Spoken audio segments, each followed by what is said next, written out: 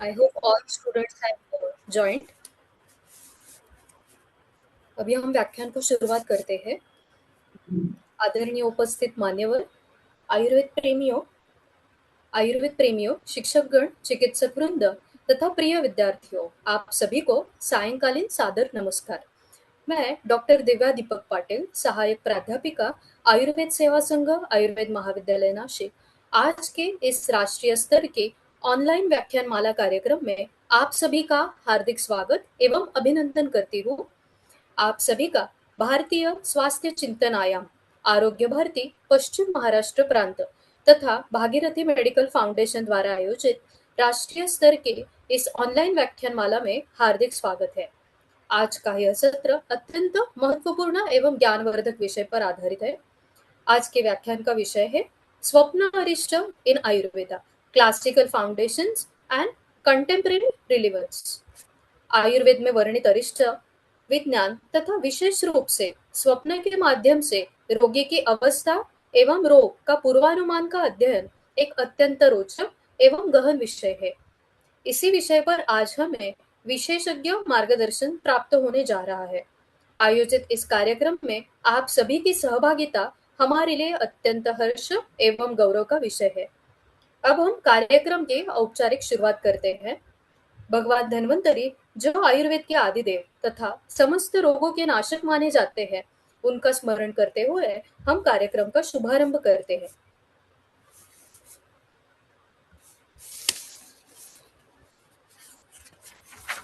नमामि धन्वन्तरिमादिदेवं सुरासुरैर्वन्दितपादपद्मं लोके चरारु भयमृत्युनाशनं धातारमीशं विविधौषधीनां शङ्खं चक्रं जलौकां दधतामृतघाटं चारुदौर्भिः चतुर्भिः सूक्ष्मस्वच्छातिरुद्यान् शुकपरिविलसन् मौलिमम्भोजनेत्रं कालाम्बोदोज्ज्वलाङ्गं कटितटविलसत् चारुपीताम्बराढ्यं वन्दे धन्वन्तरिं तं निखिलगतवना प्रौढदावाग्निलीलम् शङ्खचक्रजलौका। धन्यवाद। भगवान धन्वंतरी की कृपा हम सभी पर सदैव बनी रहे, यह ज्ञान यज्ञ सफलतापूर्वक संपन्न हो, यही मंगल कामना है। आज के इस गरिमामय कार्यक्रम में उद्घाटक के रूप में हमारे बीच उपस्थित है आदरणीय वैद्य डॉक्टर नितिन शिंदे सर जी। डॉक्टर नितिन शिंदे सर पुणे स्थित संहिता योग एंड आयुर्वेद क्लिनिक के संस्थापक एवं प्रतिष्ठित आयुर्वेद चिकित्सक है। विगत 2 दशकों से अधिक समय से वे आयुर्वेद चिकित्सा, योग तथा समग्र स्वास्थ्य संवर्धन के क्षेत्र में उल्लेखनीय सेवाएं प्रदान कर रहे हैं।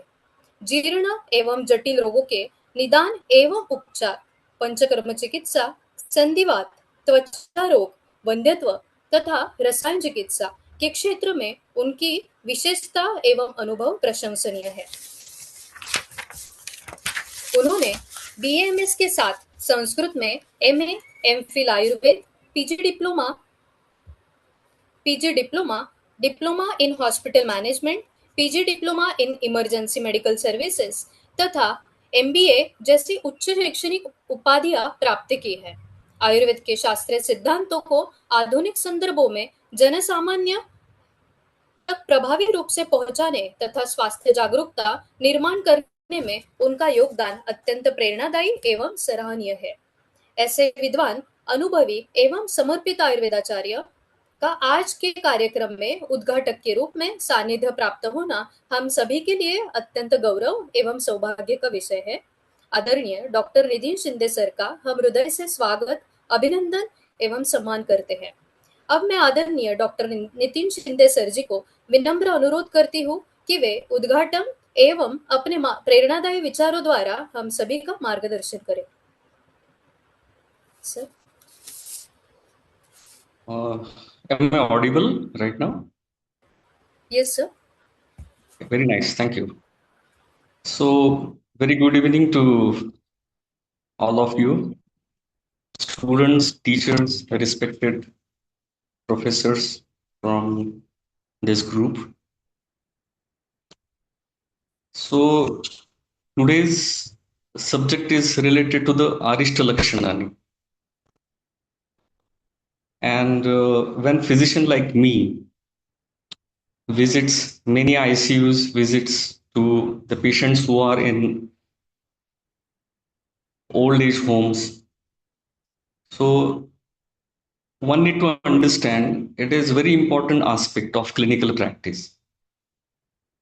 So everybody should understand that how much importance should be given to such kind of a arishta lakshanani, and one should not dependent on single aspect of this arishta lakshanani. So everybody should examine the patient nicely. He should be able to understand which are the symptoms going on, and then he need to relate with other things which are associated with the arishta lakshanas. So commonly we always think about panchadnanendriya and all the senses, chaya, abha, and the messenger. Also we need to observe the messenger who is giving us the information about patient, or who is coming to us to receive us and visit the patient is very important. So I must congratulate today's speaker, Dr. Priya Bhagat, because she has shown kind of a courage to talk about these subjects. Because I know I remember before 30 years, in the year of 1995-96, this total Arishtalakshanani chapter was deleted from our syllabus of Pune University in those times, because it became kind of a controversy in those times. But now everybody is talking openly about these things. So still I remember one of our teachers, Vaidya Laugankar from Pune, who taught us deeply about this Arishta Lakshanani. And still I use those aspects of Arishta Lakshanani in my clinical practice. So what is importance of this Arishta Lakshanani? So only the importance is that one should treat the patient aggressively or not, right? So if a patient is showing extreme kind of Arishta Lakshanani, so we need to treat the patient accordingly, not with the aggressive ways. Also, everybody should understand that there is a sentence in chapter number 25, Yajna Adhyaya, Charak Samhita Sutrasthane, that is Duswapnanam Adarshanam. These are the actual symptoms that one need to examine with the patient, and these are the symptoms they show that patient is in good condition. For example, one of another condition is given, that asiruk upashanam means patient is not having that kind of a pain. And in last 6 7 symptoms, they show that it's duswapananam adarshana, means one should not see the bad dreams or dreams which are not one is not supposed to see. That is the thing. So it is another criteria whether the patient is in good condition or not. Also, in practical aspect, there are so many people, they do not believe in dreams even, right? So my in my opinion, if there is an outer reality that we see in the outer world, then dream is a real inner reality.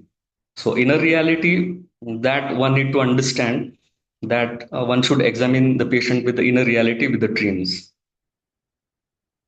And I'm again uh, in practical aspect, one need to examine the patient according to the different types of dreams also. At what time patient had dream.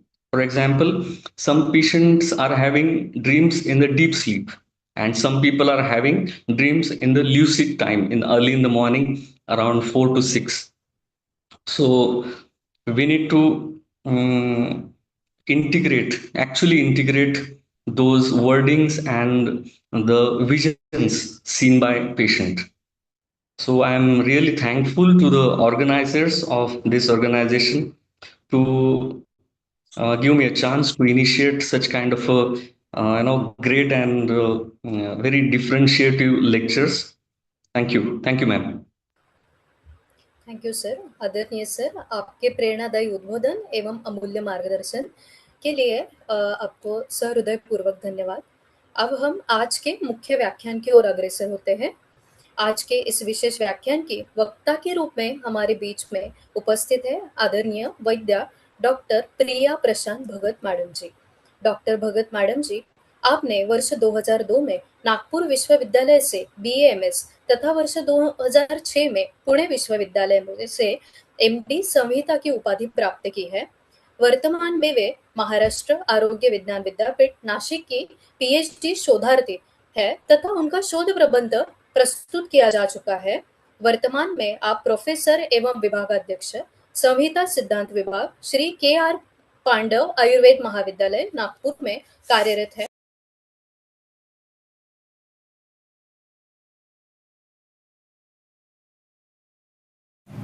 Ma'am, unmute yourself. Yes, is it audible now? Yes. Ayurveda शिक्षण के क्षेत्र में आपको 2 दशकों से अधिक का समृद्ध अनुभव प्राप्त है। आपने राष्ट्रीय एवं अंतर्राष्ट्रीय स्तर पर अनेक शोध पत्र प्रस्तुत किए हैं तथा विभिन्न संगोष्ठियों, कार्यशालाओं एवं सम्मेलनों में सक्रिय सहभागिता निभाई है। आयुर्वेद के मूलभूत सिद्धांतों, संहिता अध्ययन, अनुसंधान पद्धति तथा शास्त्रीय आयुर्वेद के प्रचार प्रसार में आपका योगदान अत्यंत सराहनीय है। आप एक प्रतिष्ठित लेखिका एवं संपादक भी है तथा अनेक शैक्षणिक एवं अनुसंधान गतिविधियों का सफलतापूर्वक नेतृत्व कर चुके हैं।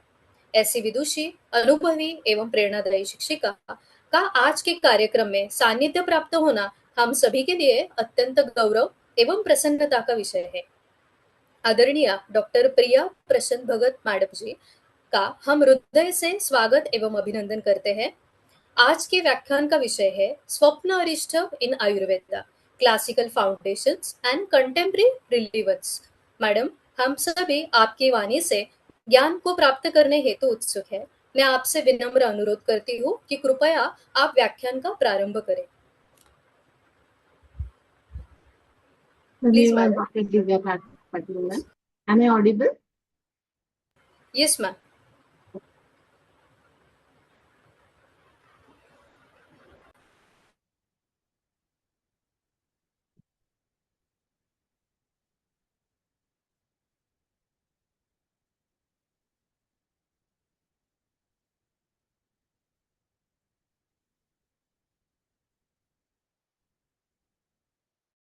So, good evening and namaste to all of you. Myself, Dr. Priya Prashant Bhagat, Professor and HOD, Department of Surface Center Siddhanta, Shri K.R. Pandau Ayurveda College, Nagpur. Presenting here, Swapna Arishta in Ayurveda, Classical Foundation and Contemporary Remedies. So, first is course outcomes. At the end of this session, participant will be able to explain the concept of Swapna in Ayurveda, describe the classification of dreams according to Ayurveda, understand the concept and significance of Arishta Lakshanas, interpret major Swapna Arishta described in classical texts, and last one is the contemporary release of dream states. After course outcome, these are the program outcomes. Participant will be able to enhance understanding of classical Ayurvedic principle, develop holistic diagnostic and prognostic thinking, appreciate the relevance of classical concept in present day healthcare, promote interdisciplinary thinking and research, and last one is strengthen evidence-informed Ayurvedic practice in current scenario. So this lecture is differentiated in three parts. Part first is classical foundation, which is consist of concept of swapna, references in Ayurvedic classics, classification of dreams, concept of parisha, swapna rishta in Ayurveda. Then the next part is, that is part two, consists of contemporary relevance, which focus on physiology of sleep, dreams and neuroscience, dreams and mental health. And part third is discussion and conclusion on the basis of contemporary relevance and future directions. So here start concept to swapna. So what is swapna? Why study dreams? People have been curious about dreams since ancient times. हमें पता है स्वप्न का वर्णन प्राचीन ग्रंथों में भी आया है। महाभारत, पुराण में तो आपको 18 पुराणों में तक 6-7 पुराणों में आपको इसके रेफरेंस मिल जाएंगे स्वप्न के। मार्कंडेय पुराण, ब्रह्मवैवर्त पुराण, all these Puran contains dreams at that time, what they feel. Then Ayurveda considers dream as reflection of mental activity, indicators of psychological state. उस व्यक्ति की मानसिक स्थिति क्या हो सकती है, इसे इंडिकेट करते हैं ड्रीम्स। मैनिफेस्टेशन ऑफ दोषिक डिस्टर्बेंसेस, जब एखादा स्वप्न हम देखते हैं तो उस वजह से, किन दोष के डिस्टर्बेंस की वजह से ये स्वप्न की उत्पत्ति हो सकती है, इसे भी आयुर्वेदिक कंसीडर किया है। And the last one is potential prognostic markers, what will be the outcome of one of the diseases if is patient having, it also indicates that potential prognostic markers. Then there is importance of swapna in Ayurveda. So what it tells that dreams helps to understand one's health, disease, mental state and prognosis of that disease. So long before the development of modern sleep laboratories, Ayurvedic scholar observed dream as an important aspect of clinical examination and prognosis. So this is the निरुक्ति of स्वप्न। निरुक्ति में उस शब्द की उत्पत्ति कहाँ से हुई है और किस मूल धातु कौन सा है, उसमें कौन सा प्रत्यय लगा। तो इसकी उत्पत्ति शब्द कल्पद्रुम, वाचस्पत्यम, अमरकोश में बताई गई है। शब्दकोश में शब्द कल्पद्रुम में स्वप्न के बारे में कहा है कि स्वप्न एक पुल्लिंग धातु रूप है जिसे स्वपर नन प्रत्यय लग के वो बनता है। वाचस्पत्यम में बताया गया है स्वप पुल्लिंग स्वप भावे नन, निद्रायाम अमरः शयने माने, स्वप्न पुल्लिंग निद्रा अमरकोश। यहाँ अमरकोश में स्वप्न को निद्रा बताया गया है। There are many synonyms of स्वप्न लाइक स्वप, शयन, निद्रा, इस तरह के पर्याय स्वप्न के बताए गए।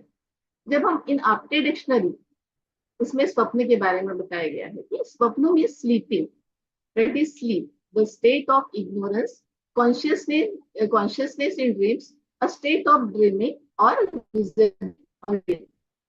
In Monier Williams, swapna is stated as sleepiness, drowsiness, dreaming or a dream. So here the first is definition of स्वप्न।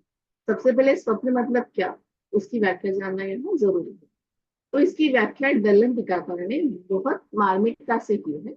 उन्होंने कहा है कि निद्रोपक्लूतेन रजोयुक्तेन मनसः विषय ग्रहणम स्वप्न, मतलब according to Sushruta Samhita in Nibandha Sangraha, commentary of Acharya Dallan, swapna is a state in which rajogun is involved and the person experience various illusory sensation while semi awake. यहाँ पे सेमी अवेक जो है मतलब निद्रा उपप्लुतेन, ये जो है शब्द यहाँ पे इम्पोर्टेंट है क्योंकि जब स्वप्न देखा जाता है तो सेमी अवेक अर्ध सुप्तावस्था में देखा जाता है, ऐसा बताया गया है। इसी बारे में सुश्रुत संहिता में और वर्णन आया है। उन्होंने कहा है कि the soul consciousness during sleep receive good or bad objects in स्वप्न एक्सपीरियंसिंग प्रीवियस लाइफ। उनके मतानुसार हम जब कोई स्वप्न देखते हैं, अच्छा हो या बुरा हो, वो जो होता है स्वप्न हमारे प्रीवियस लाइफ का एक्सपीरियंस होता है और उसमें किसकी सहायता प्राप्त होती है, किस सहायता से वो प्राप्त होता है स्वप्न, तो by the mind associated with रज, जब मन और रज का संबंध आता है, रजू का, तब ये हमें स्वप्न देखने को मिलते हैं। उन्होंने यहाँ पे प्रीवियस लाइफ के संदर्भ में एक शब्द का उल्लेख किया है, पूर्व देहानुभूतम। Purva dehanubhutam means experience in previous life. Though they quoted here that Purva Dehanubhutam, but they also stated that this is inclusive. ये जो है पूर्व देहानुभूतम तो होते ही है स्वप्न जो हम देखते हैं, लेकिन उसमें हम प्रेजेंट लाइफ का भी एक्सपीरियंस इन्वॉल्व कर सकते हैं, इसलिए यहाँ कहा गया है कि this is inclusive of the object experience in present life. So understanding the स्वप्न. So what is the reference for the understanding the स्वप्न? तो हमें पता है कि that which is experienced during sleep is called स्वप्न. In Ayurvedic understanding, swapna is a special cognitive experience occurring during sleep. It is influenced by mana, इंद्रिय, संस्कार. यहाँ पे संस्कार महत्व है. संस्कार मतलब पूर्व देहानुभूतम, अगले जन्म में मतलब पिछले जन्म में हमें जो कुछ भावनाएं मिलते हैं उसे हम संस्कार कहते हैं. एंड फोर्थ वन इज दोष. So here the key concept is dream are not viewed as random phenomena in Ayurveda. बस बैठे ऐसे ही देख लिया ड्रीम, ऐसा नहीं होता है. तो स्वप्न देखने के लिए they arises from interaction between body, mind and consciousness. स्वप्नों में शरीर का, मन का, आत्मा का, पंच ज्ञानेंद्रियों का बहुत महत्व है. जब ये सब इनकी प्रक्रिया पूरी होती है तब अर्ध जागृत अवस्था में स्वप्न हम देखते हैं. So process of manifestation of स्वप्न. स्वप्न की उत्पत्ति कैसे होती है इसका बहुत अच्छी तरह से वर्णन चरक संहिता में किया गया है. In Charaka Samhita they describe the process of manifestation of swapna. So what they tell about the manifestation of swapna. यहाँ पे उन्होंने कहा है कि मनोवाहना पूर्वत्वात् दोषरर्थी बलस्कृतिः स्रोतसां दारुणान् स्वप्नान् काले पश्यति दारुणिः नाति प्रसुप्त पुरुषः सफलास् असफलास्ततः इंद्रियेण मनसा स्वप्नान् पश्यते अनेकम्. हमने विमान में देखा है स्रोतस विचार जब किया गया था तो वहाँ पे स्रोतसों की प्रकार वर्णन किया, लेकिन वहाँ पे मनोवल स्रोतस का वर्णन चरक संहिता में स्रोत विमान में नहीं किया गया. लेकिन जब स्वप्न का पर्याय है, स्वप्न की बात आई है, तो चरकाचार्य ने पूर्व रूपीय इंद्रिय अष्टाध्याय में मनोवल स्रोतस का उल्लेख किया गया जो यहाँ पे कोट किया गया है. तो स्वप्न की उत्पत्ति जब होती है तब उन्होंने कहा है कि पुरुष न अति प्रसुप्त अवस्था में होता है. सुप्त मतलब सो जाना, सुप्तावस्था जिसमें किसी चीज का हमें सेंसेशन नहीं होता है. लेकिन जब स्वप्न की उत्पत्ति होती है तो चरक एम्फसाइजेस ऑन नाति प्रसुप्त पुरुषाः, मतलब जो पुरुष जो डीप स्लीप में नहीं है, जिसकी गहरी नींद में नहीं है, जो हाफ अवेकन स्टेट में है, ऐसे पुरुष में जब इंद्रिय न मनसा, जब इंद्रियों का मन के साथ संयोजन होता है तब स्वप्नान पश्यते को अनेकड़ा, तब विभिन्न प्रकार के स्वप्न वो नाति प्रसुप्त पुरुषाः फील करता है. इस तरह से चरक संहिता में प्रोसेस बताई गई है मैनिफेस्टेशन ऑफ ड्रीम्स की. तो ये संप्राप्ति कैसे होती है हम थोड़ा जान लेंगे इसके बारे में. तो due to the aggravation of tridosha the channel connected with the mind become affected. जब त्रिदोषों की हद से ज्यादा यहाँ पे एग्रीवेशन ऑफ त्रिदोष जब वृद्धि होती है तब वो दोष जो है माइंड कैरिंग चैनल्स मतलब मनोवल स्रोतस में न स्थान संशय करके leading to the occurrence of intense dreams. यहाँ पे इंटेंस मतलब दारुण ही स्वप्न देखते हैं ऐसा बताया गया है चरक संहिता में, specially during important periods of sleep. Now the dreams may be meaningful और मीनिंगलेस. वो जो स्वप्न होता है वो मीनिंगफुल भी हो सकता है, मीनिंगलेस भी हो सकता है. So the swapna is a state between sleep and wakefulness in which the mind remains active and experiences various impressions while the senses are inactive. And there is also quotation in Ashtanga Sangha Sutrasthana which refers likewise the same shlok in Sutrasthana chapter 9 verse 14. They also stated that the sensory organs are motivated by the mind which experience various self-created events. So this is the reference in Ayurvedic class. हमें classic Ayurveda में Ayurvedic classics में स्वप्न के reference कहाँ देखने को मिलते हैं. तो हमारे टेक्स्ट तो बहुत है अवेलेबल, लेकिन ये जो है dream in major Ayurvedic classics specify here. So classical text and their contribution in the concept of swapna. तो सबसे पहला आता है चरक संहिता. तो चरक संहिता में क्लासिफिकेशन किस तरह से देखते हैं. तो क्लासिफिकेशन इसका ये है कि Charaka Samhita quoted 7-fold classification of dreams. Dreams के प्रकार तो विभिन्न प्रकार से बताए गए हैं, लेकिन चरक ने 7 प्रकार के जो 7-fold क्लासिफिकेशन ऑफ ड्रीम्स है उस पर ज्यादा फोकस किया. Sushruta Samhita. Sushruta Samhita considered dreams as diagnostic significance of dreams. उन्होंने निदानात्मक दृष्टिकोण से सुश्रुत संहिता में स्वप्नों का वर्णन किया गया है. सुश्रुत संहिता में सपनों का वर्णन सूत्रस्थान में, शालिस्थान और डिस्पर्स मायने में किया गया है as compare to Charaka. And in Ashtanga Hridaya and Ashtanga Sangraha they consider dream as a doshic influence. मतलब दोषों की विकृति से स्वप्न उत्पन्न होते हैं, ऐसा अष्टांग संग्रह अष्टांग हृदय का माने. So what is the importance of this major Ayurvedic classes? Yeah. So all major Ayurvedic classes acknowledge dream as meaningful experience. सबने माना है कि ड्रीम ये जो है ये मीनिंगफुल अनुभव है, उसको हम इंटरप्रेट कर सकते हैं in person of diseases and their curability. However, Charaka Samhita provides a more systemic classification. मैंने पहले कहा था कि सुश्रुत और अष्टांग संग्रह अष्टांग हृदय में कई स्वप्नों का वर्णन शालिस्थान में है, सूत्रस्थान में है, निदान स्थान में है, लेकिन चरक संहिता इज अ स्पेशल क्लास है. हमें पता है कि चरक संहिता में 2 विशेष स्थान का वर्णन किया गया. पहला है विमान स्थान और दूसरा है इंद्रिय स्थान. तो इंद्रिय स्थान में जो है मोस्ट सिस्टमेटिकली क्लासिफिकेशन किया गया है स्वप्न का इन इंद्रिय स्थान चैप्टर नंबर 5 पूर्व रूपीय इंद्रिय. So just although our focus today is Swapna Vishta, it is most important to remember that dream analysis was not confined in a single Ayurvedic text. हम किसी एक सिंगल आयुर्वेदिक टेक्स्ट का विचार करके हम स्वप्न का स्टडी नहीं कर सकते, इसलिए हमें एक से ज्यादा जहाँ में यूजफुल हो उस सब का रेफरेंस लेना हमें जरूरी. So this is the classification of dreams. आचार्यों ने विभिन्न प्रकार से ड्रीम्स का क्लासिफिकेशन किया. काश्यप संहिता में अलग प्रकार से है, चारंगधर में अलग प्रकार से है, सुश्रुत संहिता में अलग प्रकार से है, लेकिन समानता थोड़ी दिखती है. तो हमें चरक संहिता, अष्टांग संग्रह और अष्टांग. तो here I just quoted this श्लोक. दृष्टम श्रुतानुभूतम च प्रार्थितम कल्पितम ततः भाविक दोषज च एवं स्वप्न सप्तमितम. का रेफरेंस है चरक इंद्रस्थान 5 verse number 14. Same is quoted in Ashtang Hridaya Sharistham 6 chapter 6 verse. Ashtang Hridaya Sharistham 3 chapter 15 verse. So these are the 7 types of dreams. So which are they? So is Drishta. Drishta means what?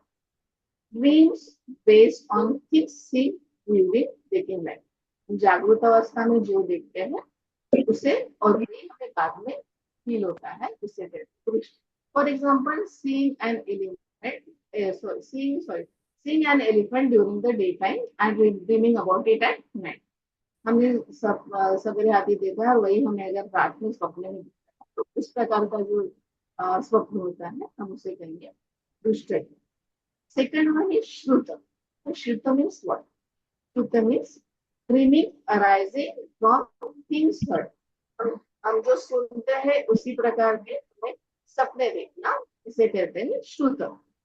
So listen. अभी आप example listening to stories of king and dreaming the royal courts. हमें सवेरे अगर किसी राजा की story सुनी है, लेकिन उसी प्रकार की स्टोरी में हमें रात को दिखती है या राज दरबार दिखता है, तो क्या होता है?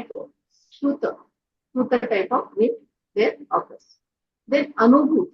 अनुभूत मतलब dreams based on previous experience. जो अनुभूत बताया गया है प्रीवियस एक्सपीरियंस, इसी को शिष्टाचार्य ने पूर्व देह में पास्ट लाइफ और प्रीवियस एक्सपीरियंस.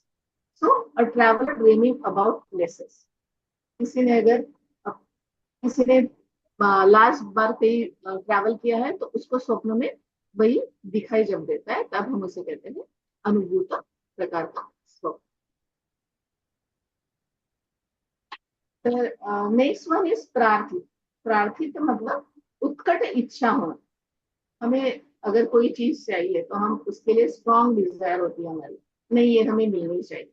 तो इस प्रकार की जो इच्छा होती है उससे जो स्वप्नों की उत्पत्ति होती है उसे प्रार्थित कहते हैं। Dreams arising from strong wishes. Suppose unhealthy or unhealthy person dreaming about wealth or health. जो कोई हमारी तीव्र इच्छा है वो स्वप्न में प्रकट होती है। उसके बाद में आता है कल्प। कल्पित स्वप्न मतलब क्या? तो कल्पना विलास। तो ऐसे स्वप्न जो being produce by imagination, for example flying, उड़ते जा रहे हैं, उड़ रहे हैं, और इस तरह के इमेजिनेशनली जो विजन्स होते हैं वो उन्हें स्वप्न में दिखते हैं, उसे कहते हैं कल्पित प्रकार का स्वप्न। भाविक। भाविक मतलब dreams believe to indicate futures. Dreams believe to, यहाँ पे भाव, इससे भविष्य का भी जाना जा सकता है, इसलिए बोला गया है dream believe to indicate future events most relevant for prognostic asset. हमें पता है, हम अगर कभी हमें कुछ एक आधा दृश्य दिखता है तो कभी कभी हमें लगता है, मोस्टली होता है ऐसा बहुत लोगों के साथ, कि वो कहते हैं कि अरे ये तो शायद पहले मैंने कभी देखा। तो हम इस वजह से उसे इंट्यूशंस भी कह सकते हैं। तो भाविक ड्रीम्स ये होते हैं, वो indicate the features. And last one is and more important is doshaja. Doshaja means what?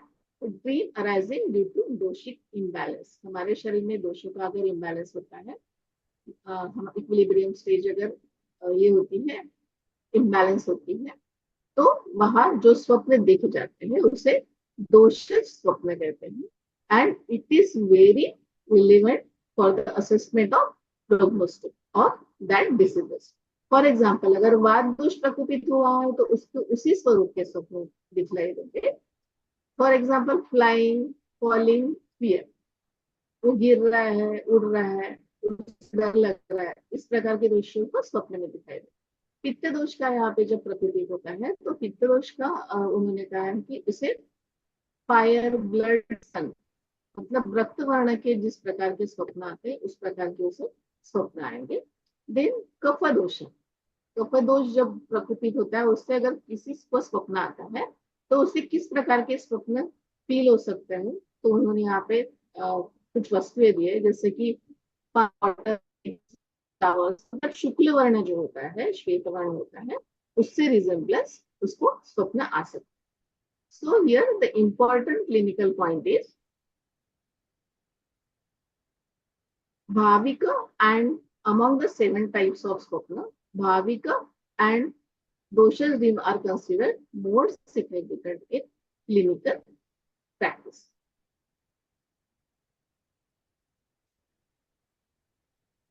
There are another type of classification of dreams given by different fashion. This is one of these classification according to the effect of dreams. वो dreams का हमारे body पे किस तरह का effect हो सकता है, उसके अनुसार ये स्वप्न का प्रकार होता है। उसे कहते हैं शुभ स्वप्न, auspicious dream, auspicious dream and अशुभ स्वप्न, इनऑस्पिशियस।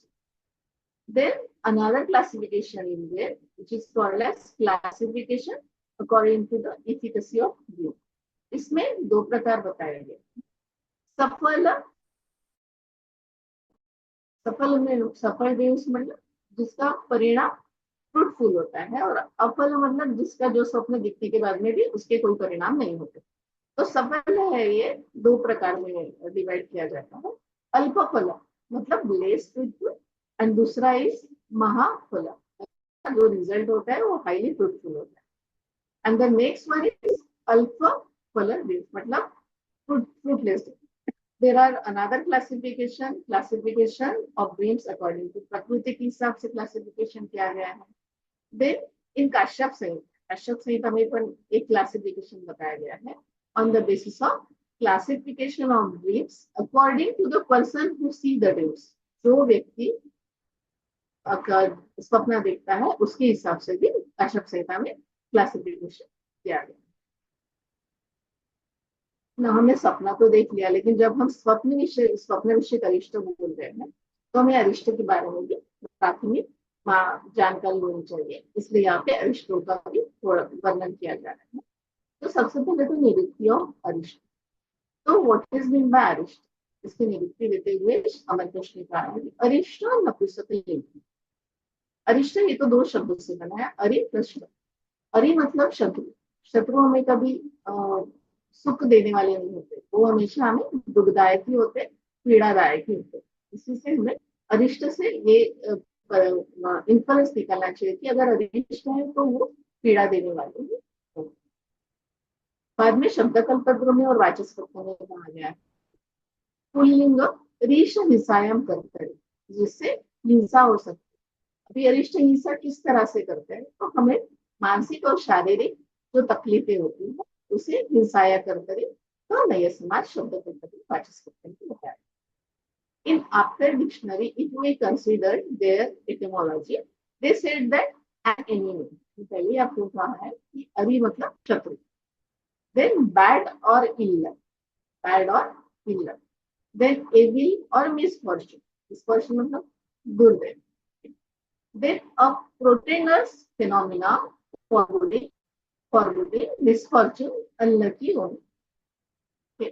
मतलब अनलकी मतलब जो लकी नहीं होता है, जिससे हमें पीड़ा हो सकती है, जो हमारे लिए अनुकूल नहीं है, प्रतिकूल है, उस तरह से ये अनलकी ओमेन आपके में बताया गया।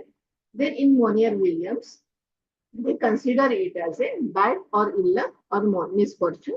They also treat it as a phenomena which is going to approach into death. अभी यहाँ पे व्याख्या क्या है अरिष्ट, तो अरिष्ट की व्याख्या बताती हुई कहा है कि क्रियापतम अतिक्रांतः, क्रियापतम अतिक्रांतः केवलम देहम आप्लुतः चिन्नम कुर्वन्ति यद् दोषास् तद् अरिष्टं निरुच्यते। ये डिफिनेशन की गई है चरक निदर्शन चैप्टर नंबर 1129।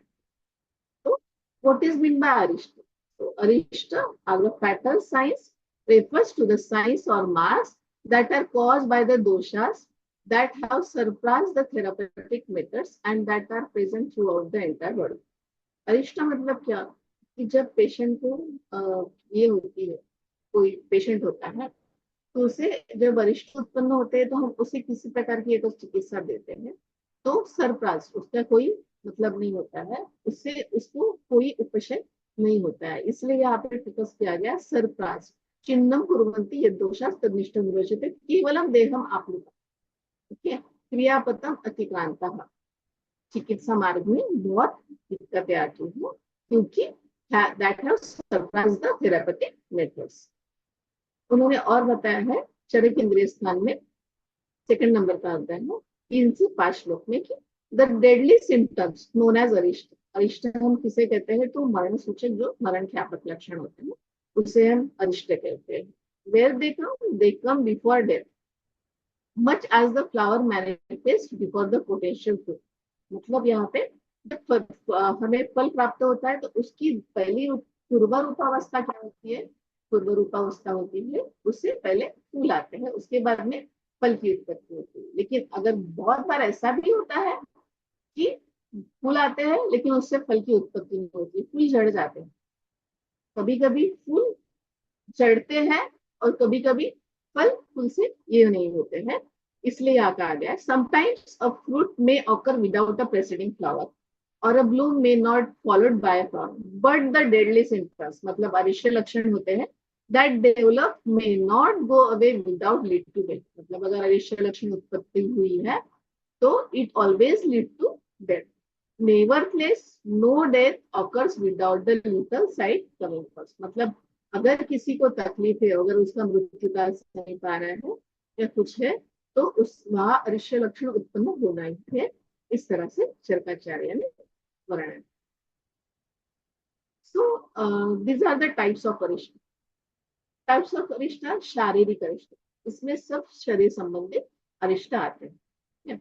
इंद्रिय अरिष्ट, इंद्रिय अरिष्ट कंसर्न विद पंच ज्ञान, वहां पे हर एक के लिए अलग से चैप्टर दिया है। इंद्रिय स्थान में नेत्र विषय करिष्ठ, जीवा विषय करिष्ठ, नासा विषय करिष्ठ, नेत्र विषय करिष्ठ, कर्ण विषय करिष्ठ, इन सबका वर्णन इंद्रिय अरिष्ट में हम छाया प्रतिचा अरिष्ट, हमारी जो छाया होती है उससे संबंधित क्या अरिष्ट है, उस प्रभा से क्या संबंधित क्या अरिष्ट है, ये भी वर्णन चंद्रिय स्थान में इंद्रिय स्थान में किया है। मानसिक अरिष्ट, जब हम मानसिक अरिष्टों का वर्णन करते हैं तो ये उन्माद और अपस्मार जैसे व्याधियों में ज्यादातर प्रकट होते हैं। और हमारा जो मुख्य विषय है स्वप्न अरिष्ट, इस प्रकार अरिष्ट के उन्होंने प्रकार बताया। So what is the importance of Arishta here? In the assessment of prognosis, determination of curability and incurability, guidance for clinical decision making. अभी respected doctor Nitin Jadhav sir ने बताया है कि क्लिनिकल डिसीजन मेकिंग जब हम अरिष्ट देखते हैं उसका सिर्फ एक अरिष्ट के हिसाब से विचार नहीं होना चाहिए, बाकी एक्सटेंसिव फैक्टर्स, इंटेंसिव फैक्टर, दोष के अनुसार, उसके प्रकृति के अनुसार, दशविध जो परीक्षाएं बताई गई है उसके हिसाब से हमें उसका प्रोग्नोसिस करने के लिए गाइडेंस होना जरूरी है। Help the physician evaluate disease outcome, physician के लिए जरूरी होता है कि अगर वो अरिष्ट के हिसाब से वो डिसीज का आउटकम क्या होगा ये फाइंड आउट कर सकते। So here diagnosis tell us what disease the patient has, whereas Arishta helps us to understand the likely outcome of disease. निदान से हमें पता चलता है कि इस व्यक्ति को ये डिसीज हुआ है, इसके कारण ये हो सकते हैं, लेकिन जब अरिष्ट का हम विचार कर सकते हैं तो हम ये पता लगा सकते हैं कि इसका फ्यूचर आउटकम क्या है, इसका इस व्याधि का प्रोग्नोसिस बैड है, पुअर है या नहीं है, या फिर क्यूरेबल है और it is incurable. So, major swapnarishta describing Charaka Samhita, Charaka Samhita में कुछ महत्वपूर्ण अरिष्टों का वर्णन किया गया है। हम इसे दो भाग में डिवाइड कर सकते हैं। उन्होंने अरिष्ट का वर्णन स्पेशली कंसर्न विद द व्याधि, व्याधि में भी किया है और कुछ जनरलाइज अरिष्ट भी वर्णन किए हैं। तो this chapter is according to the prognosis by classification of arishta in Charaka Samhita. तो पहले उन्होंने कहा कि राजयक्ष्मा, राजयक्ष्मा में क्या दिखता है वो व्यक्ति को, अगर किसी को राजयक्ष्मा है तो उन्होंने बताया है कि उसको स्वप्न में देखेगा कि वो साउथवर्ड ट्रैवलिंग ऑन डॉग्स, कुत्ते पे बैठ के दक्षिण दिशा की तरफ जा रहा है, कैमल्स और डॉग इस तरह से, इसका रेफरेंस यहाँ पे दिया गया। ज्वर, ज्वर अगर होता है तो दारुण ज्वर का यहाँ पे दिया है कि अगर ज्वर में उसको drinking ghee with dead person and being dragged by a dog, मृत व्यक्ति के साथ उसको घी प्राशन करते हुए के स्वप्न आते हैं। Then gulma, chronic creepers arising from the heart, उसके हृदय प्रदेश में कंटक की उत्पत्ति हुई है, इस प्रकार के स्वप्न दिखते हैं। कुष्ठ, naked person with lotus growing on chest, उसको नग्नावस्था में चेस्ट में कमल के फूल की उत्पत्ति हो रही है या हो गई है और वो बढ़ रहा है, इस तरह के स्वप्न आते हैं। Then prameha, drinking various fat with sandals and unmada, dancing with demon, इस प्रकार के इस व्याधि में उसको स्वप्न आते हैं। अपस्मार में क्या होता है, तो अपस्मार में वो देखता है कि सीइंग और hearing unreal objects while awake, seeing और hearing unreal objects while awake, being carried away by ghost while dancing, नाचते समय उसे कोई तो खींच के लेके जा रहा है, इस प्रकार के अपस्मार में स्वप्न दिखते हैं। The last is important here कि eating शशकुली और अपूप in dream and vomiting after awakening, अगर कोई सपने में देखता है कि वो पुड़िया खा रहा है और सपने में उसको छर्दी होती, छर्दी की प्रवृत्ति होती है, लेकिन जब वो खुद जागता है तो जागने पर भी उसको वही होता है एक्चुअल में, तो चरकाचार्य ने कहा है कि ये इमिनेंट साइंस ऑफ डेथ हो सकता है। इस तरह से उन्होंने इस प्रकार से व्याधियों में कौन से लक्षणों की स्वप्न की उत्पत्ति होती है इन्होंने बताया है। लेकिन there are some general fatal swapnarishta described in Charaka Indriya Sthana 5 verse from 27 to 40. So here a dream associated with them, head covered with bamboo creepers, उसके सर पे कांटों का मुकुट या बाम्बू का मुकुट दिखता है किसी को. Surrounded by vultures, old dog, cross, surrounded by associated with ghosts, demons and chandals, falling into pits must well on cremation by. जब वो पीट मतलब गड्ढे में गिरता है तो वहां से उभरने के लिए, वहां से निकलने की कोशिश भी कर रहा है तो भी वो नहीं निकल सकता. मतलब इस स्टेट की हम कहीं तो अधोगति की तरफ जा रहे हैं. हमें कुछ कॉमन ड्रीम्स लिए हैं जो हम आगे चल के इंटरप्रेट करने वाले हैं. Entering in dark caves, falling of teeth moon Sunstar, जो ग्रह होते हैं वो गिरते हुए देखते हैं. कभी कभी तो खुद के दांत भी उसको गिरते हुए देखते हैं. Wearing red garlands or moving towards south. यहाँ पे जो मूविंग वियरिंग ग्रेट गार्लैंड, जो रक्तमाला, माला रक्त वर्ण की और साउथ के तरफ जाते हुए दिखता है, तो ये कंसर्न भी रक्त पे. सीइंग ड्रेडफुल फॉरेस्ट, बहुत भयानक जंगल. सीइंग फ्राइटनिंग एसिड और ब्लैक लाइट फिगर्स, मतलब डरावनी काली आकृतियां देखना. And seeing a dark woman, उन्होंने कहा है कि अगर कोई व्यक्ति अगर डार्क वुमन मतलब बहुत काली वर्ण की स्त्री को देखता है तो उन्होंने उसे काल रात्रि प्रोनाउंस किया. तो ये जो हमने स्वप्न देखे अभी, जो व्याधियों में होते हैं और इन जनरलाइज होते हैं, तो इनमें से कुछ कॉमन स्वप्न लिए हैं. तो इससे हम किस तरह से इसका सिंबॉलिक इंटरप्रिटेशन किस तरह से कर सकते. तो सबको पता है कि हमारा तंत्रवृत्ति शास्त्र जो हमें सहायता करता है शास्त्र को सिद्ध करने के लिए या अपने शास्त्रों को इलैबोरेट करने. अगर हमें सिंबॉलिक इंटरप्रिटेशन करना है किसी स्वप्न योजना का, तो सबने अपने तर्क बुद्धि से उसको इंटरप्रेट करना चाहिए.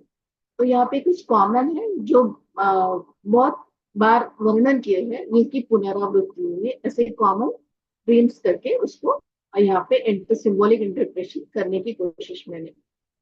तो कॉमन थीम्स इन स्वप्नाविष्ट. तो स्वप्नाविष्ट के संदर्भ में कौन से कॉमन थीम्स हमें मोस्टली देखने के लिए मिलते हैं. तो डार्कनेस, अभी हमने देखा कि काली गुफा के अंदर प्रवेश कर रहे हैं, गड्ढे में गिर रहा है, तो इट इज ऑल्सो डार्कनेस. तो दे साउथवर्ड मूवमेंट्स, अभी हमने देखा लास्ट स्लाइड में कि 3-4 बार साउथवर्ड मूवमेंट्स ये वर्ड आया है.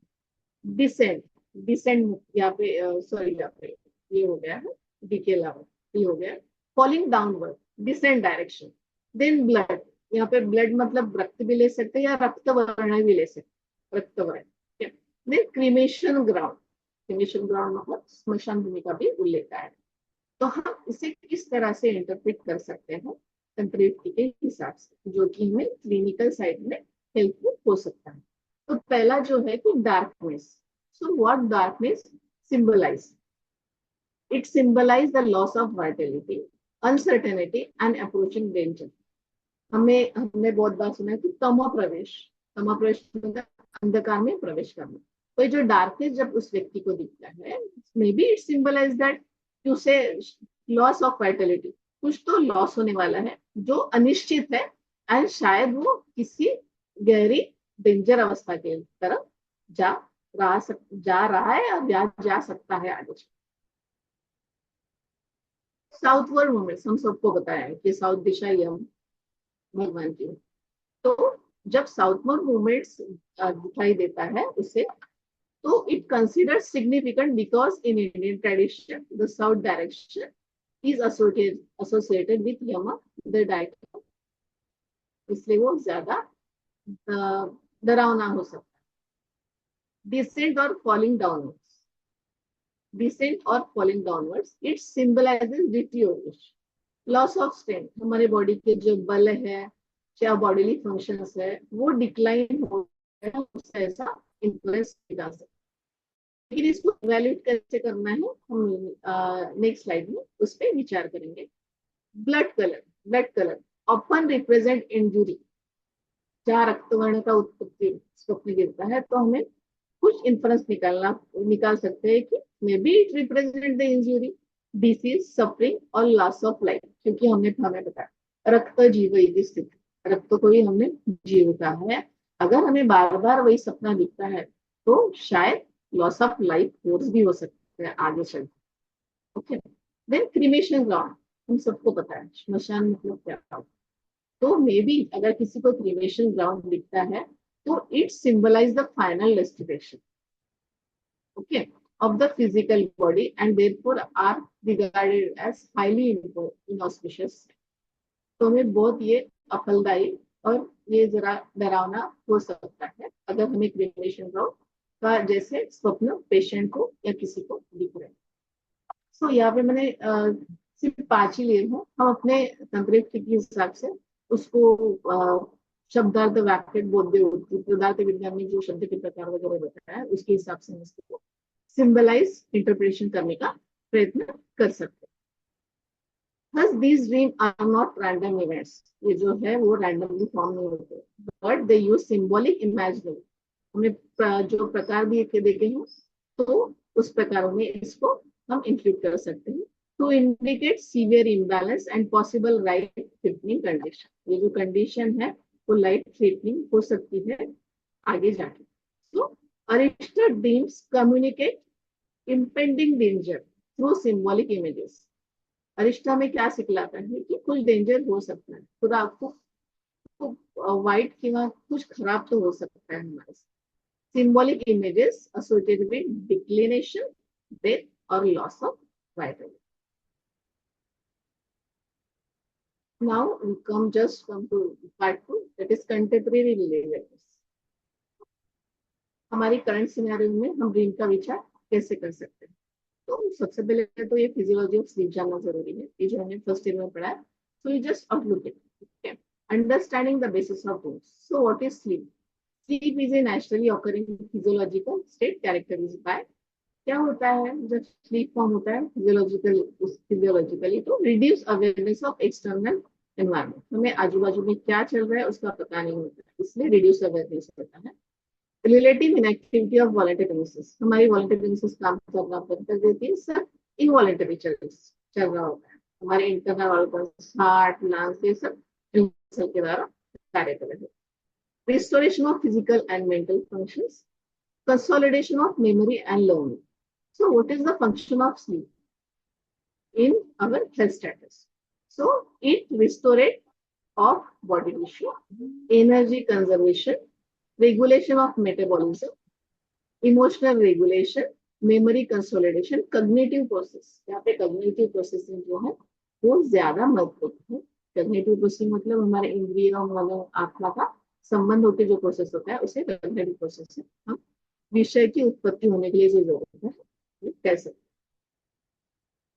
So there are stages of sleep। हमने तो देखा है मैनिफेस्टेशन की स्वप्न का कि चरकनी का है कि अर्ध निद्रा अवस्था में हमें स्वप्न की उत्पत्ति होगी, हाफ ऑफ एक्सटेंड, ना कि प्रसुप्त अवस्था। तो इसी तरह से मॉडर्न साइंस में भी उन्होंने बताया है कि there are stages of sleep. So which are they? तो these are the NREM, non rapid eye movement, non rapid eye movement sleep. ये क्या होता है? तो हमारी जो टोटल स्लीप होती है, नींद का जो समय होता है, नींद की जो लेंथ होती है, उसकी approximately 75 to 80% of total sleep it consist of NREM, मतलब नॉन रैपिड आई मूवमेंट।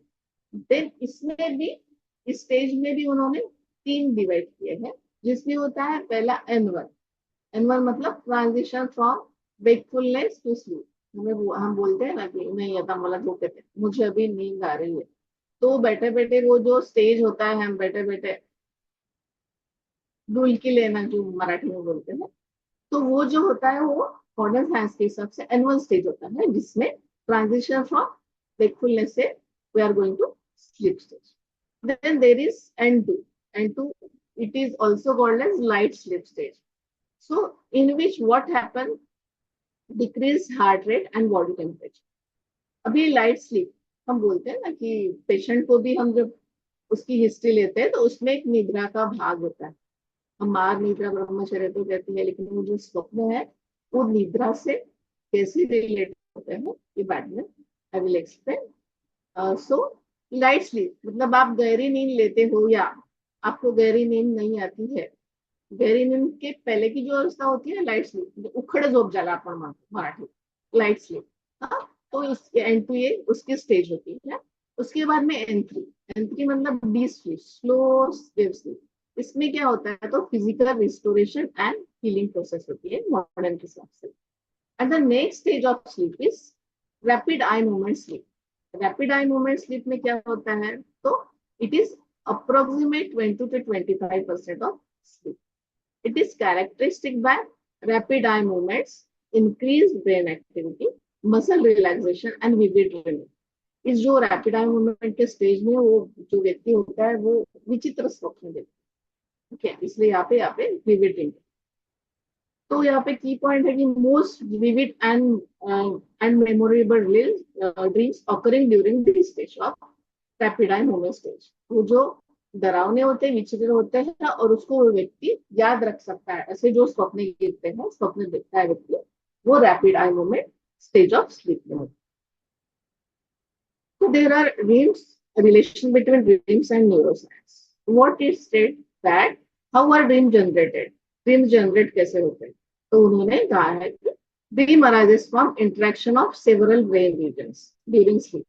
तो सबसे पहला ब्रेन रीजन होता है अमिगडाला. इसका फंक्शन होता है कि fear, anxiety, emotional responses.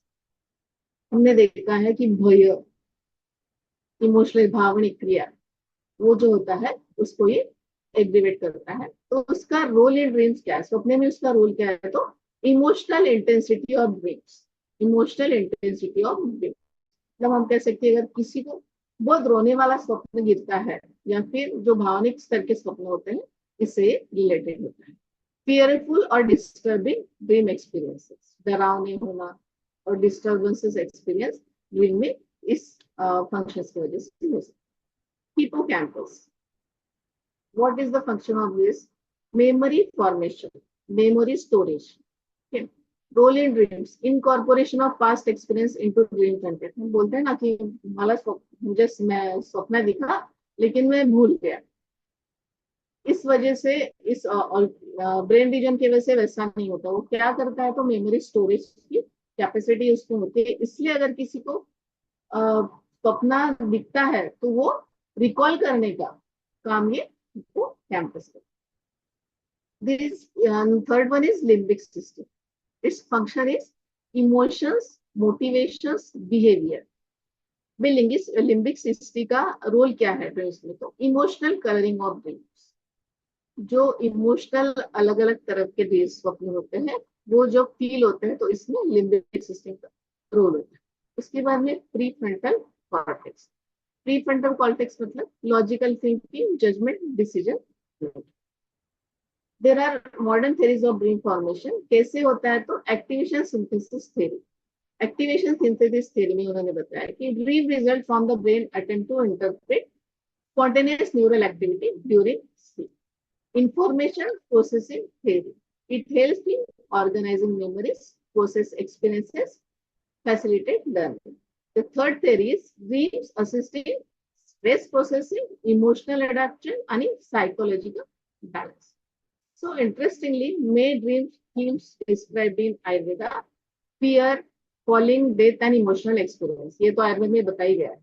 Also involve emotional processing center of the brain that modern science failed. So dreams and mental health. स्वप्नों का और मानसिक स्वास्थ्य का किस तरह से विचार कर सकते हैं current scenario. So there is relationship between dreams and mental health. तो पहला है dreams content in emotion is influenced by emotional state. हमारी मानसिक स्थिति क्या है, भावनिक स्थिति क्या है. उसके बाद में सेकंड आता है साइकोलॉजिकल स्ट्रेस. मानसिक दबाव कितना है उस पर डिपेंड होता है. फिजिकल इलनेस, हमारी शारीरिक स्थिति कैसे मजबूत है या क्या है. उसके बाद में डेली एक्सपीरियंस, हम जो रोज का अनुभव लेते हैं उस पर भी डिपेंड. तो sleep and last one is important here, sleep quality. Okay sir, doctor Nitin Jadhav sir ने तब बताया है कि निद्रा के बारे में कि अस्वप्न दर्शन, शायद सही तक आपने बताया कि अस्वप्न दर्शन. अच्छी निद्रा हम किसे कहते हैं? तो अच्छी निद्रा उसे कहते हैं कि जिस निद्रावस्था में हमें स्वप्न नहीं आता है, मतलब वो विकृत निद्रा नहीं है. अगर हमें स्वप्न आता है तो हम उसे प्राकृत निद्रा नहीं कह सकते हैं.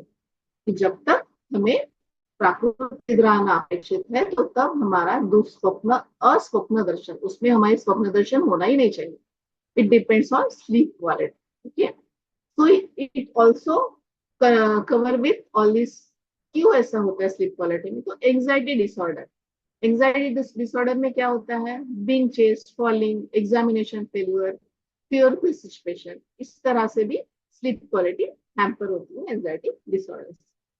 Depression, dream characteristic by sadness, isolation, loss, helplessness, अकेलेपन का सपना गिरता है, डिप्रेशन, इस प्रकार से बताया गया। Post traumatic stress disorder, it is called as PTSD. Features क्या है उसके? तो recurrent nightmares, re experiencing traumatic events, disturb sleep. वो उस व्यक्ति को पीटीएसडी में क्या लगता है कि उससे फिर से वही ट्रॉमा होने वाला है, इसलिए उसका स्लीप क्या हो जाता है? डिस्टर्ब होता है और उसे वही सपना दिखता है। Then sleep disorder, sleep disorder क्या है? तो example nightmares, insomnia, REM sleep behaviours disorders. This condition often affect dreams pattern. ये जो सारी कंडीशन है, anxiety disorder, depression, PTSD, sleep disorders, इस वजह से क्या होता है कि हमारे स्वप्नों का जो स्तर है बढ़ता या बढ़ता या घटता जाता है, उनका पैटर्न जो होता है स्तर वो चेंज होता है। तो यहाँ तक हमने कंटेम्परेरी रिलीजर्स के बारे में देखा है। तो क्या उनकी रिसर्च फाइंडिंग है ड्रीम के बारे में? तो उन्होंने कहा है कि स्टडी सजेस्ट दैट ड्रीम्स में रिफ्लेक्ट स्ट्रेस लेवल। ड्रीम्स क्या दिखाता है? तो हमारे स्ट्रेस लेवल, मानसिक स्ट्रेस लेवल दिखाता है। इमोशनल कॉन्फ्लिक्ट, हमारा भावनिक स्तर दिखाता है। साइकोलॉजिकल कंडीशन, हम किस कंडीशन में, साइकोलॉजिकल कंडीशन है, इसके हिसाब से उन्होंने विचार किया है। एंड कॉग्निटिव प्रोसेसिंग, हमें विषय जानने की प्रोसेस में क्या कम ज्यादा हो सकता है, ये उन्होंने कंटेम्परेरी रिसर्च में इसको फाइंड किया है। So now we come to the part of discussion and conclusion. So discussion is based on here understanding Swapna Varishta in contemporary context. So Ayurveda में क्या कंसेप्ट दिया है और कंटेम्प्रेरी मेडिकल पर्सपेक्टिव उसका क्या असर? जब यहाँ विचार किया गया है अरिष्ट लक्षणों का, तो अरिष्ट लक्षणों को करंट साइंस में, मेडिकल साइंस में उनका पर्सपेक्टिव क्या है? तो उन्होंने उसको प्रोग्नोस्टिक इंडिकेटर्स का, जिसे हम साध्य असाध्यता असेसमेंट कहते हैं, साध्य असाध्यतेनुसार व्याधीचे प्रकार जे असतात जो होते हैं, उसमें उन्होंने उसको कहा है कंटेम्प्रेरी मेडिकल पर्सपेक्टिव की दृष्टिकोण से कि डिसीज आउटकम प्रेडिक्शन। जहां हम साध्य असाध्यता का विचार करते हैं तो कंटेम्प्रेरी साइंस को डिसीज आउटकम प्रेडिक्शन कहते हैं। क्लिनिकल ऑब्जर्वेशन, हम क्लिनिकल ऑब्जर्वेशन का जहाँ विचार करते हैं तब वहां उनका क्लिनिकल एग्जामिनेशन शुरू होता है एंड मॉनिटरिंग शुरू होता है। अभी जादव सर ने आईसीयू का एक उदाहरण दिया था, आईसीयू के बारे में बताया कि हम क्लिनिकल ऑब्जर्वेशन करते हैं कि हम देखते हैं कि क्या क्या हो सकता है, क्या हो रहा है उसके। लेकिन क्लिनिकल एग्जामिनेशन वो क्या करते हैं? तो clinical examination and monitoring, ICU में आपने देखा है वहां पे एग्जामिनेशन होते हैं और मॉनिटर्स लगे होते हैं। सो there are clinical observation Ayurveda, and in contemporary science they focus on clinical examination and monitoring. अरिष्ट इवैल्यूएशन, अरिष्ट इवैल्यूएशन का उन्होंने रिस्क स्ट्रैटिफिकेशन कहा गया। हम कहते हैं ना कि अरिष्ट मतलब मरण ख्यापक का लक्षण, तो उन्होंने ये ना कहते हुए उसको कहा है कि रिस्क हो सकता है अगर सपना ऐसे ऐसे आ रहे हैं तो।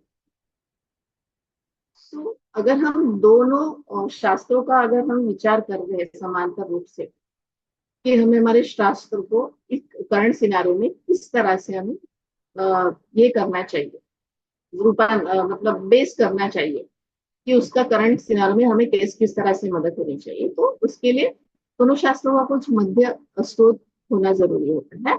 So the next discussion about the bridging classical foundation and contemporary religious, may be it is comparative perspective in classical Ayurveda, contemporary understanding. So first is Manas, which is aligned with cognitive and emotional processes in contemporary science.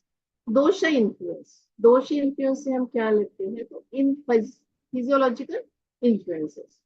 स्वप्न रिष्ट, they called is that dream related indicators. अरिष्ट लक्षण means prognostic indicators. There are some similarities also in contemporary science and in Ayurveda. So what is the similarity? These are the common grounds or similarities. Both recognize dream as unmeaningful experience. दोनों ने कहा है कि स्वप्न जो होते हैं वो कुछ तो हमें स्रोत देते हैं, कुछ तो एक्सपीरियंस देते हैं जो मीनिंगफुल होता है, जिससे कुछ महत्व होता है, महत्व की गणना की जाती है। Both acknowledge the influence of physical and mental state of game. दोनों क्या इंडिकेट करते हैं, तो फिजिकल मतलब शारीरिक मानसिक स्थिति करते हैं, डिसाइड करते हैं, हमें पता चलता है। Both use dream experience to understand an individual internal condition. जब किसी को कोई स्वप्न दिखता है तो उसकी इंटरनल आंतरिक उसकी स्थिति क्या है उससे पता चलता है। Both support the holistic approach to understanding human. दोनों ने शरीर के हिसाब से, ह्यूमन हेल्थ के हिसाब से होलिस्टिक अप्रोच किया है। हमें पता है स्वस्थ स्वास्थ्य रक्षण और उससे विकार प्रशमन, ये जो है दोनों का जो अप्रोच है होलिस्टिक है। देन यहाँ तक आने के बाद में हमारे शास्त्र का आधार और कंटेम्प्रेरी साइंस का आधार लेते हैं तो क्या है फ्यूचर में। यहाँ पे हम dream patterns in chronic diseases, ऐसे क्रॉनिक डिसीजेस हैं कि जिसमें हम किस तरह के ड्रीम्स के पैटर्न होते हैं, उससे प्रोग्नोसिस हम कर सकते हैं क्या, इस तरह की क्लिनिकल स्टडी हम कर सकते हैं।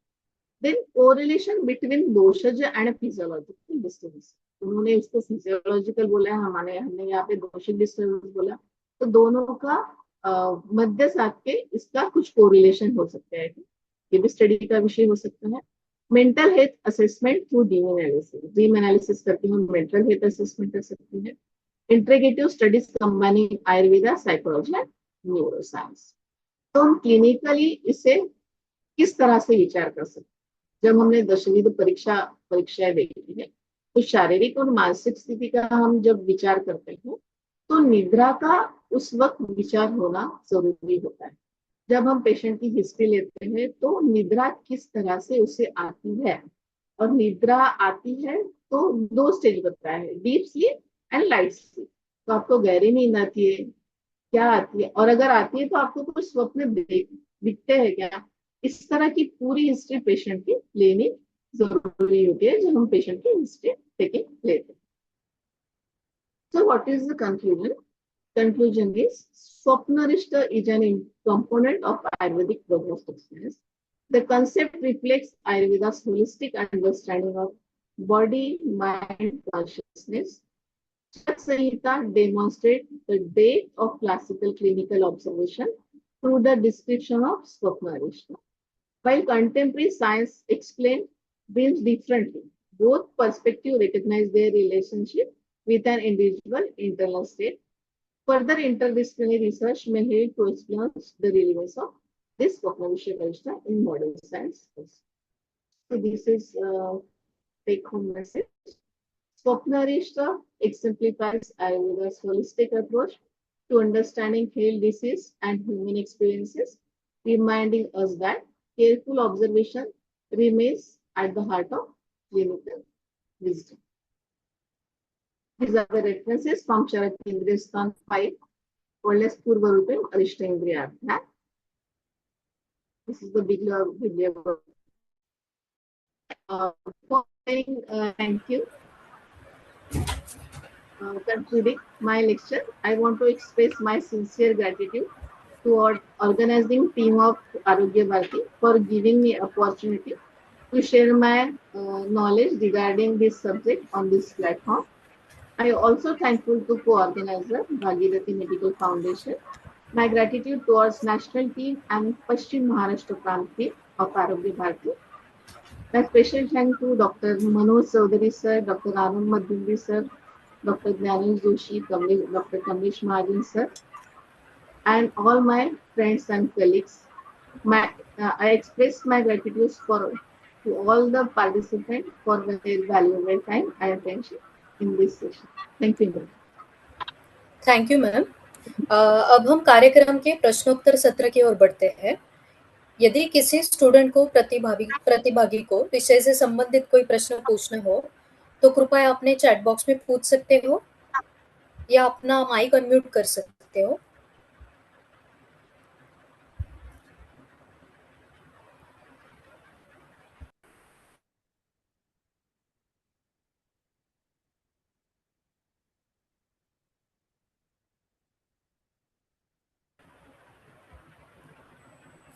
Students, If anyone has any question, you are free to ask.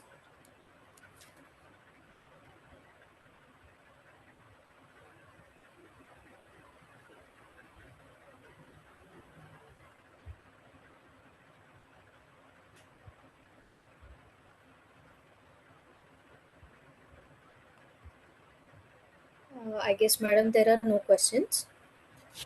धन्यवाद मैडम, आपका व्याख्यान अत्यंत ज्ञानवर्धक, विचारोत्तेजक एवं व्यावहारिक दृष्टि से अत्यंत उपयोगी रहा। आपने आयुर्वेद में वर्णित स्वप्न, अरिष्ट की शास्त्रीय अवधारणा तथा उसकी समकालीन प्रासंगिकता, दैट इज कंटेम्पररी रिलीवेंस, को अत्यंत सरल एवं प्रभावी शैली से प्रस्तुत किया। हम सभी आपके बहुमूल्य मार्गदर्शन के लिए हृदयपूर्वक आभारी है।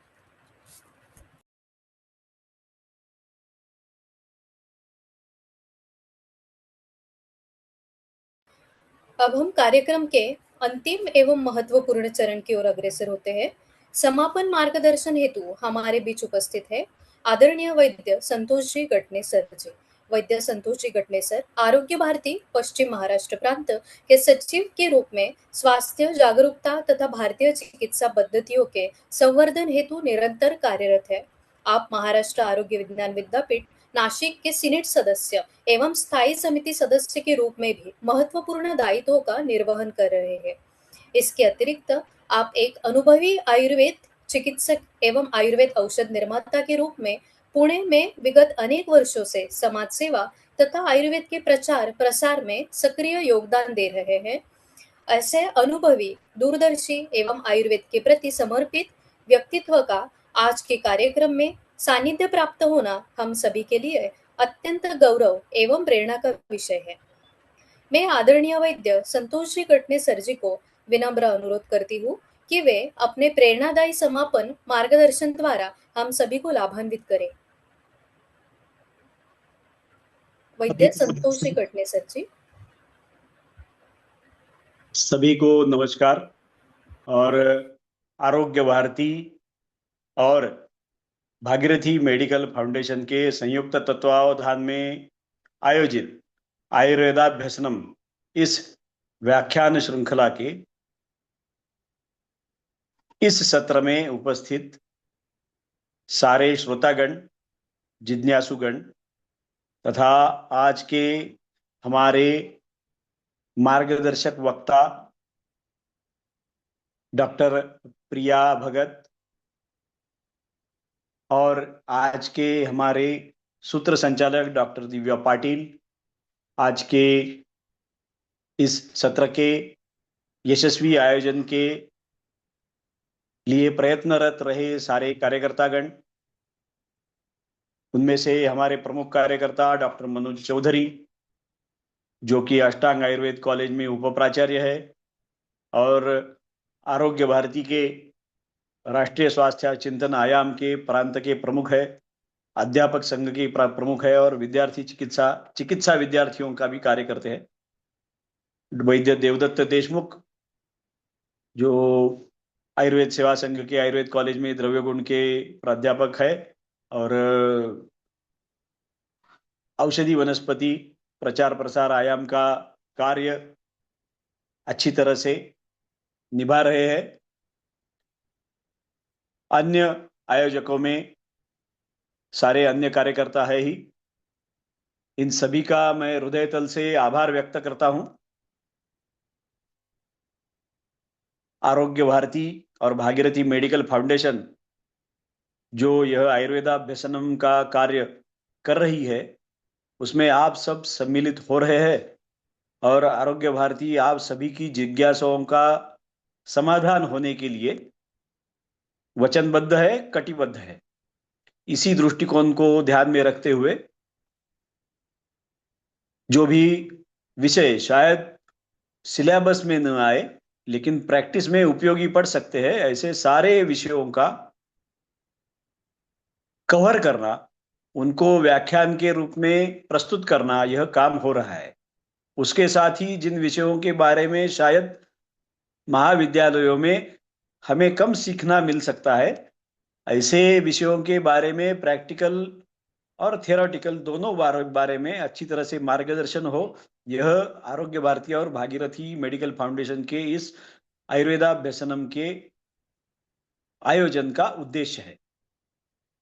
सामान्य व्यक्तियों के लिए आरोग्य भारती सारे शास्त्रों का परिचय उनकी योग्यता अनुसार हो, यह भी काम करने के लिए प्रयासरत है। इसीलिए मैंने जिन कार्यकर्ताओं का अभी पहले उल्लेख किया, उनमें से डॉक्टर देवदत्त देशमुख है, जिन्होंने उनका विषय जो है वो द्रव्य गुण विज्ञान है और सामान्य व्यक्तियों के लिए, किसानों के लिए उपयोगी हो, इस दृष्टि से एक पुस्तक तैयार हुआ है आरोग्य भारती का, और वो जल्दी ही प्रकाशित होने जा रहा है। पुस्तक की कॉपी मेरे अभी हाथ में है, शायद ये मिरर इमेज दिखेगी आपको। बांधावर औषधि वनस्पति लागवड, अभी तो यह मराठी में है, हिंदी में भी पुस्तक तैयार है और गुजराती में भी प्रकाशित होने जा रही है। तो सारे किसान भाई अगर बांध पे औषधि वनस्पतियों का किसानी करे, खेती करे, तो उनके स्वयं के लिए भी लाभकारी रहेगा, आर्थिक दृष्टि से भी, आरोग्य की दृष्टि से की भी, पर्यावरण की दृष्टि से भी, और सामान्य लोगों को भी, वैद्यों को भी यह औषधियां उपलब्ध हो सके। क्योंकि अभी तक की उपलब्धि जो औषधि उपलब्ध हो रही है हम सब वैद्यों को, वो तो जंगलों से आ रही है, अरण्यों से आ रही है, और अरण्यों में इनकी अभी कमी पड़ रही है। तो इसलिए किसान अगर इसकी खेती अच्छी तरह से करे और वो भी बांध पे करे, तो यह औषधि वनस्पतियों की जो भी स्केरेसिटी आगे जाके आने वाली है, उसमें जो महंगाई आने वाली है, उसका सॉल्यूशन निकल सके, इस दृष्टि से आरोग्य भारती ने यह भी उपक्रम शुरू किया है। और ये पुस्तक डॉक्टर देवदत्त देशमुख जी ने लिखी हुई है, उनके विद्यार्थियों ने भी उनको सहयोग दिया हुआ है। और ऐसे ही पुस्तकों के सिवा आज के जैसे विषयों के बारे में भी हम सब ज्ञात है कि आरोग्य भारती कैसे विषयों पर काम कर रही है। जिस विषय के बारे में सभी को शायद उत्सुकता तो होती है, लेकिन खुलेपन से बोलने के लिए कुछ हिचकिचाहट होती है, ऐसे कुछ विषय है, जैसा कि आज का विषय था। तो जो कानून के दायरे में आता है, ऐसे विषयों पर ही आरोग्य भारती काम करता है, यह सही है और यही होता है। लेकिन कुछ विषय ऐसे हो सकते हैं कि जो कानून के दायरे में नहीं आते, तो ये जो कानून में भी, लॉज में भी कालानुसार कुछ परिवर्तन हो जाते हैं, तो ऐसे विषयों में भी आरोग्य भारती पॉलिसी एडवाइस का काम भी सरकार को कर रही है। तो आज का विषय ऐसा है कि पॉलिसी मेकिंग में शायद कुछ न कुछ चेंजेस जरूरी हो सकते हैं, जैसे कि आज के उद्घाटक ने बताया कि यह सब्जेक्ट सिलेबस से निकाला गया था, फिर से इंट्रोड्यूस किया गया। तो प्रैक्टिस में देखते समय तो ऐसे विषय हमें अनुभूत होते हैं, और ऐसे अनुभूत विषयों के बारे में जो ग्रंथों में भी कहे गए हैं, तो बहुत ही अच्छा लेक्चर डॉक्टर प्रिया भगत ने दिया है। आप सभी विद्यार्थियों को, चिकित्सकों का आभार मानता हूं, और आपको विनती करता हूं कि आप इस विषय पर और गहरा अध्ययन करें। और इस विनती के साथ आज का समापन का मेरा कथन है, यह पूरा करता हूं। आप सभी को धन्यवाद।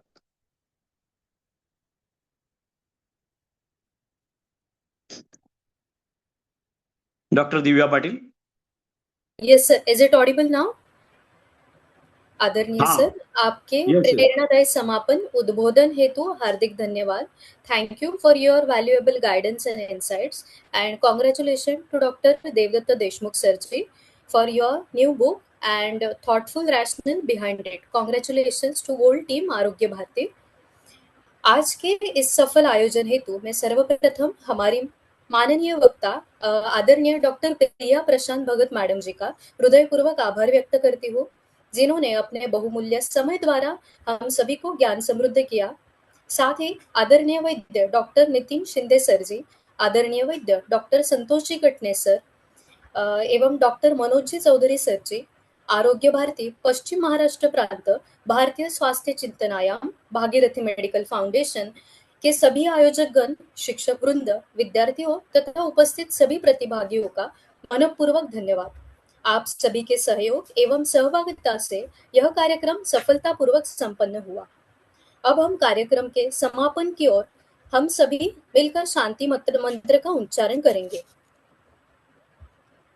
सर्वे भवन्तु सुखिनः, सर्वे सन्तु निरामयाः, सर्वे भद्राणि पश्यन्तु, मा कश्चित् दुःखभाग् भवेत्। ओम शांति शांति शांति। धन्यवाद। नमस्कार।